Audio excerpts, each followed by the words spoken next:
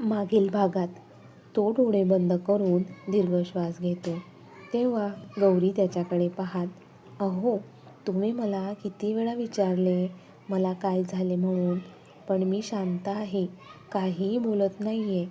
ती मनातल्या मनात विचार करत त्याच्याकडे प्रेमाने पाहत होती की ओंकारने डोळे उघडले आणि त्याला गौरी एकटक पाहताना दिसली. तिला तसे पाहताना बघून त्याचा राग कुठल्या कुठे पळून गेला. त्याने तिचा चेहरा उजळीत घेतला आणि त्याच्या स्पर्शाने ती भानावर आली. हनी, का जायचे आहे तुला मुंबईला? नको ना जाऊस, तो खूप प्रेमाने बोलत होता. त्याचे बोलणे ऐकून एक क्षण गौरीला वाटले नको जायला मुंबईला, पण जसे तिला फोन कॉलबद्दल आठवले तसे तिच्या चेहऱ्यावरचे हावभाव बदलले. ती त्याच्या डोळ्यात पाहत मनात बोलते, ओंकार, किती नाटक करतात तुम्ही.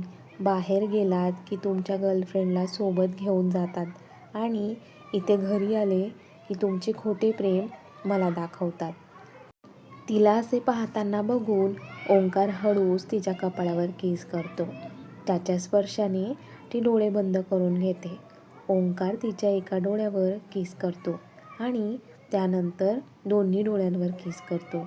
त्याच्या अशा करण्याने गौरी तर लाजली होती. ओठ लाजल्यामुळे हलत होते.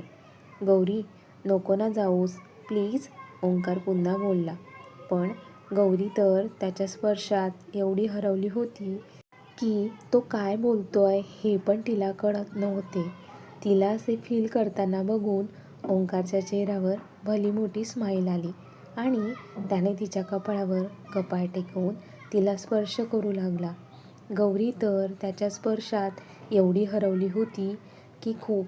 त्याने हळूच तिचा चेहरा वर केला आणि तिच्या लाल चुटूक ओठांवर त्याचे ओठ टेकवले आणि तिला पॅशनेटली किस करू लागला.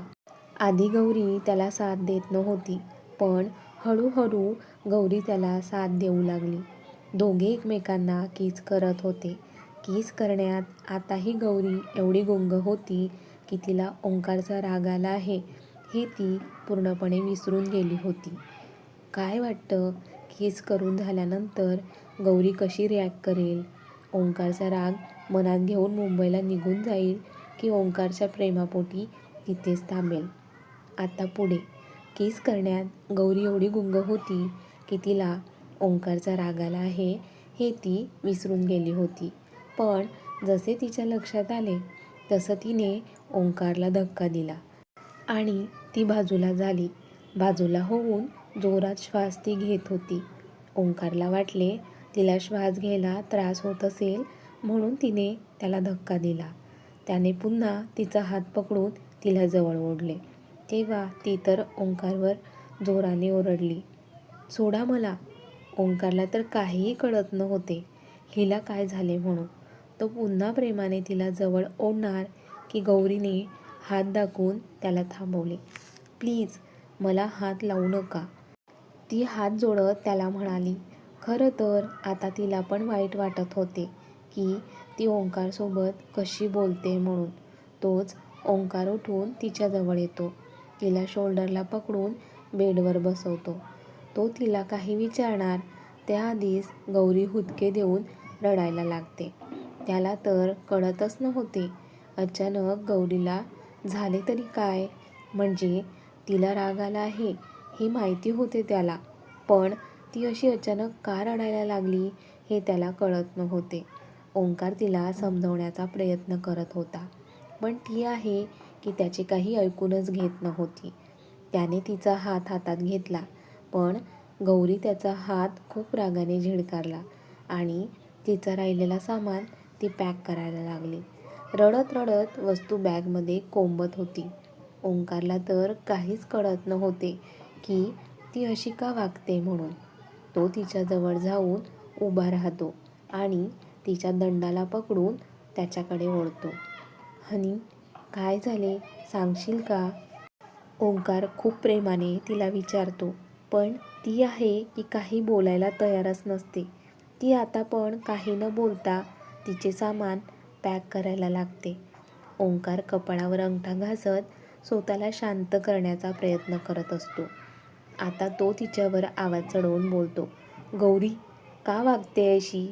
मी मगासपासून तुला काहीतरी विचारतोय ना, मग का सांगत नाहीये?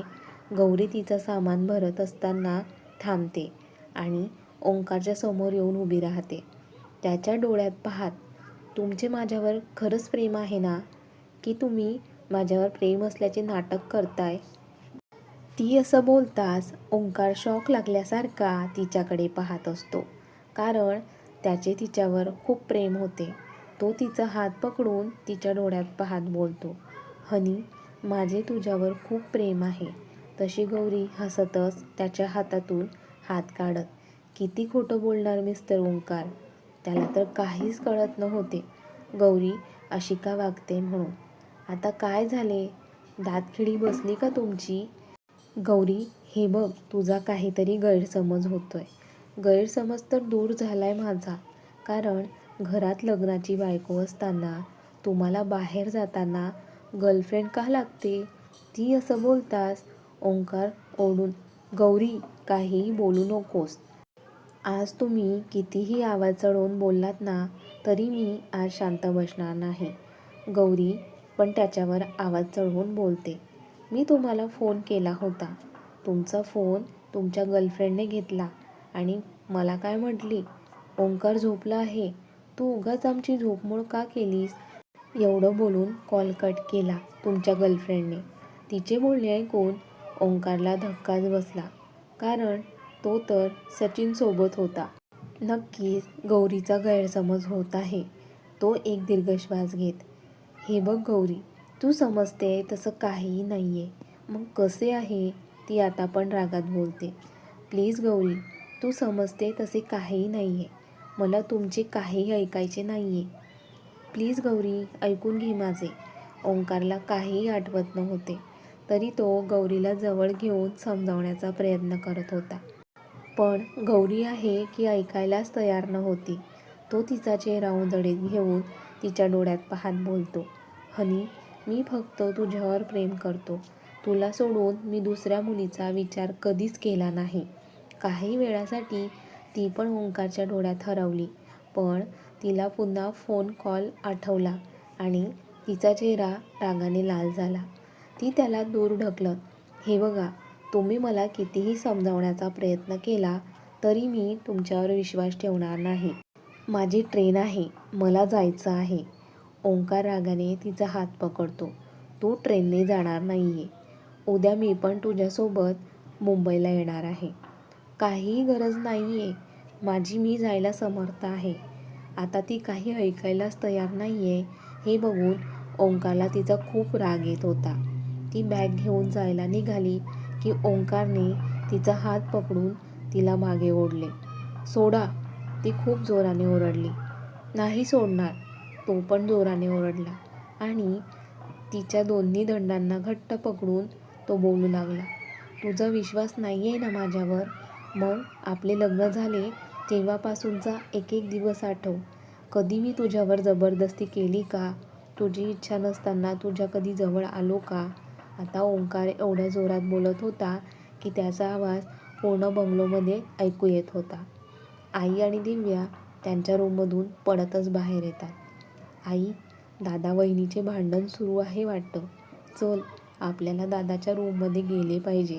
आणि त्या दोन्ही तिथे येतात तर या दोघांचे भांडण चालू असते. आई त्यांना आवाज देतात, काय झाले, का भांडत आहात?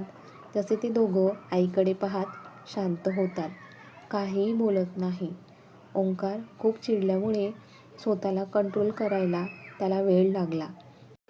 आई आणि दिव्याला त्याचा स्वभाव माहिती होता, पण तो गौरीसाठी स्वतःला शांत करतो. आई, ते तू इथे काही काम होते का? तो विषय बदलत आईंना विचारतो. काय झाले, तुम्ही दोघं भांडत का होते? आई, तू समजते असे काहीही नाही आहे, आम्ही भांडत नव्हतो. आई गौरीकडे पाहतात तर ती रडत असते. हे बघा, तुमच्या दोघांमध्ये काय झाले मला माहिती नाही, पण एकमेकांना समजून घ्या एवढंच मी सांगेन. भांडण करून काहीही मिळत नाही. त्यापेक्षा शांत बसून बोला, म्हणजे प्रश्न सुटतील. हो आई, तू काळजी करू नकोस. आम्ही बोलतो शांतपणे. दिव्या, तू आईला त्यांच्या रूममध्ये घेऊन जा. दिव्या आईला बाहेर घेऊन येते. त्या जाताच ओंकार दरवाजा बंद करतो आणि एक दीर्घ श्वास घेऊन गौरीकडे पाहतो. तिचे अजून पण मुसमुसणे चालूच होते. दिव्या आईला त्यांच्या रूममध्ये घेऊन येते. आईचा हात हातात घेत, आई तू काळजी करू नकोस. असेल त्या नवरा बायकोचे काही. जसे भांडत आहे तसे सगळं सोडवून जवळ येतील ते बघ दोघं. दिव्या आईला समजावते. आई पण हो म्हणून मान हलवतात. पण त्यांना काळजी होती दोघांची. ओंकार मनात विचार करत, आता बोलून काहीही होणार नाही म्हणून तो फोन घेऊन गॅलरीमध्ये जाऊन उभा राहतो. तो बाहेर जाताच गौरी तिचे अश्रू पुसते आणि राहिलेलं सामान बॅगमध्ये ठेवत असते. इकडे गौरीच्या मनातून त्या फोन कॉलबद्दल विचार अजूनही जात नव्हते. बाहेर ओंकार त्या फोन कॉलबद्दल विचार करत असतो की कोणी माझ्या फोनवरून गौरीला कॉल केला असेल. फोन तर माझ्याजवळच राहायचा, पण ज्याने कोणी गौरीला फोन करून माझ्याबद्दल काय काय सांगितले ते गौरीने ऐकूनच कसे घेतले. माझ्यापेक्षा ज्याने तिला फोन केला त्या व्यक्तीवर ती विश्वास कशी ठेवू शकते. ओंकारला या गोष्टीचे वाईट वाटत होते की गौरीचा त्याच्यावर विश्वासच नाही आहे म्हणून. इकडे गौरी तिचं सगळं सामान बॅगमध्ये ठेवून विचार करत बसते. तिला असे वाटत होते की ओंकार खरं बोलत आहे. पण तिचे मन मानायला तयार नव्हते, कारण फोन ओंकारच्या फोनवरून आला होता. त्यामुळे तिला कळत नव्हते कुणावर विश्वास ठेवायचा आणि कुणावर नाही ठेवायचा. ती आता विचार करतच होती की तिला अननोन नंबरवरून फोन आला. आधी गौरीने कट केला, पण काही वेळाने पुन्हा तिला फोन आला. तिने नाराजीने फोन घेतला तर त्या नंबरवरून तीच मुलगी बोलत होती ज्या दिवशी ओंकारच्या फोनवरून बोलत होती. त्या मुलीचा आवाज गौरीच्या डोक्यात एवढा फिट झाला होता की आताही तिला ओळखायला वेळ लागला नाही. पलीकडून ती मुलगी विचित्र हसत, वेट अँड वॉच एवढं बोलून फोन कट झाला आणि गौरीला काही कळलेच नाही. ती अजून विचारच करत होती की त्याच नंबरवरून काही फोटो गौरीला आले. तिने एक एक फोटो ओपन करून पाहिले आणि तिचे डोळे फुटबॉलसारखे मोठे झाले. तिला विश्वासच बसत नव्हता की ते फोटो ओंकारचे आहे म्हणून, कारण त्या फोटोत ओंकार आणि एक मुलगी मिठीत झोपलेले होते. ते बघून गौरीच्या डोळ्यात टचकन पाणी आले. ओंकार, आता हे फोटो पण खोटी आहेत का? ती मनातच बोलते. लग्नानंतर तुम्ही माझ्यावर खूप प्रेम करायचे, ते दिसत असताना मी तुमच्याशी खूप वाईट वागले.